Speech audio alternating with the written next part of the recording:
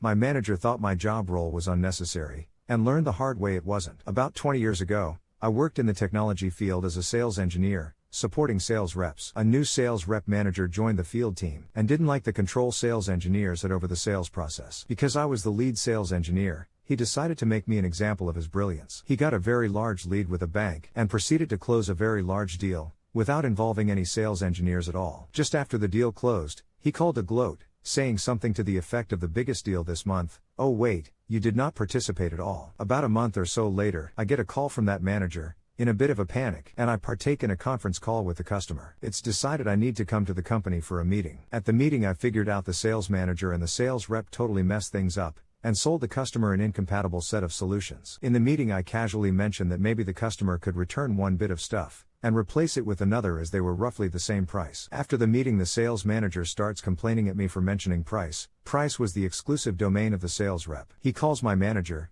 complaining about me. I didn't like my manager at all, so when he took the sales rep's side, I said screw you and quit. I sent a very lengthy defense of my actions during the meeting to HR. 4 months later I get a call from another sales rep still at the company. He asks, hey, what happened at XYZ Bank? They are suing us. I called XYZ Bank and got the email for the CIO and sent them a letter explaining I was the sales engineer for the company you are suing. Call me. They eventually sent a lawyer to interview me and get my side of events. My testimony was devastating to my former company's defense. I showed the bank the letter I sent to my HR, in which I claim our company lied to the customer to get a sale. Eventually I got a subpoena to be deposed in the bank versus company lawsuit by my former company's lawyers. By that time I was working elsewhere, and hanging out on Yahoo stock message boards, and bashing the company's stock. One day another sales rep from a distant territory that I still talk to called me to say that a huge deal we had worked on for over a year had just fallen through in dramatic fashion. I posted it to the Yahoo message board devoted to that stock. The stock crashed $13 the next day. I wondered if my post had anything to do with it. About 6 weeks after the stock crash, it's the day before I'm supposed to get deposed in the bank versus company matter,